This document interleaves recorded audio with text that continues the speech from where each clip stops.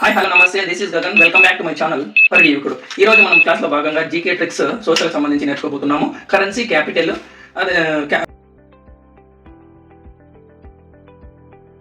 Countries గురించి నేర్చుకోబోతున్నాం. ఇక్కడ ఉన్నటువంటి టాపిక్ వచ్చేసి దినార్. దినార్ అనే కంట్రీకి 10 కంట్రీస్ కూడా కరెన్సీ అనేది ఒకటే అనమాట. ఇప్పుడు Macedonia, Palestine, Jordan, Algeria, Iraq, Libya, Bahrain, Serbia, Kuwait, Tunisia, ఈ 10 కంట్రీస్ కూడా కరెన్సీ అనేది ఒకటే.